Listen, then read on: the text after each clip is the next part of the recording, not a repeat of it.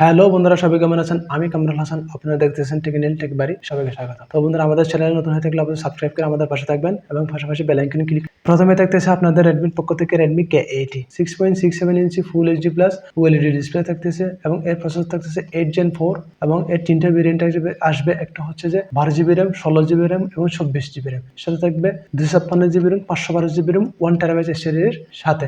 এবং এর ক্যামেরা থাকবে 50 মেগাপিক্সেলের ওয়াইস ক্যামেরা এবং 50 মেগাপিক্সেলের আলট্রা ওয়াইড ক্যামেরা, 12 মেগাপিক্সেলের টেলিফোটো লেন্স ক্যামেরা এবং সেলফি ক্যামেরা থাকবে 16 মেগাপিক্সেলের আলট্রা ওয়াইড ক্যামেরা এবং সাথে থাকবে আন্ডার ডিসপ্লে ফিঙ্গারপ্রিন্ট এবং এর ব্যাটারি থাকবে 5000 mAh ব্যাটারি।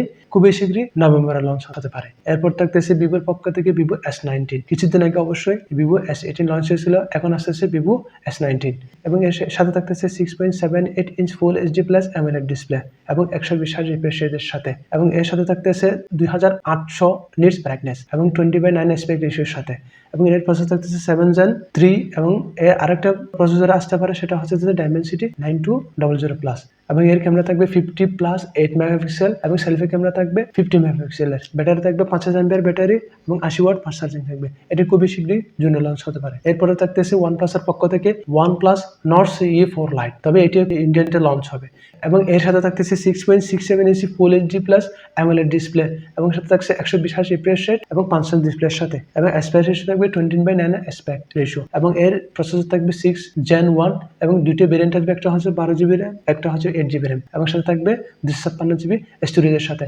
এর ক্যামেরা থাকবে 50 মেগাপিক্সেল প্লাস 2 মেগাপিক্সেল এবং সেলফি ক্যামেরা থাকবে 16 মেগাপিক্সেলের আন্ডার ডিসপ্লের সাথে এবং এর ব্যাটারি থাকবে 5500 mAh ব্যাটারি এবং সাথে থাকবে 33 ওয়াট ফাস্ট চার্জিং।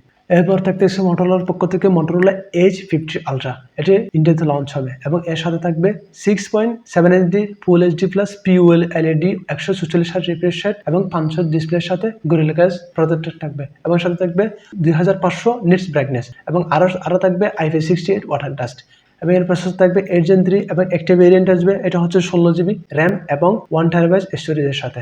এর ক্যামেরা থাকবে ট্রিপল ক্যামেরা, 50 মেগাপিক্সেলের ওয়াইস ক্যামেরা, 50 মেগাপিক্সেলের আলট্রা ওয়াইড ক্যামেরা এবং 64 মেগাপিক্সেলের ওয়াইস ক্যামেরা, সাথে থাকবে 3x জুম এবং এর সেলফি ক্যামেরা থাকবে 50 মেগাপিক্সেলের ইন ডিসপ্লে ফিঙ্গারপ্রিন্টের সাথে। ব্যাটারি থাকবে 4500 mAh ব্যাটারি এবং সাথে থাকবে 125 ওয়াট ফাস্ট চার্জিং। এরপর থাকতেছে রেডমি সিরিজের, অবশ্যই যারা রেডমি K14 ইউজ করেন তাদের জন্য নতুন একটা আপডেট নিয়ে আসছে। যাদের মোবাইলে আগে অ্যান্ড্রয়েড 13 ছিল এবং রেডমি K14 আপডেট দিয়েছে অ্যান্ড্রয়েড 14 এবং এই আপডেটের সাইজ হবে 1.5GB। তো বন্ধুরা, আজকের ভিডিও এটুকুই। পুরো ভিডিও দেখার জন্য সবাইকে ধন্যবাদ। আমাদের চ্যানেলে নতুন হয়ে থাকলে অবশ্যই সাবস্ক্রাইব করে আমাদের পাশে থাকুন। সবাইকে ধন্যবাদ।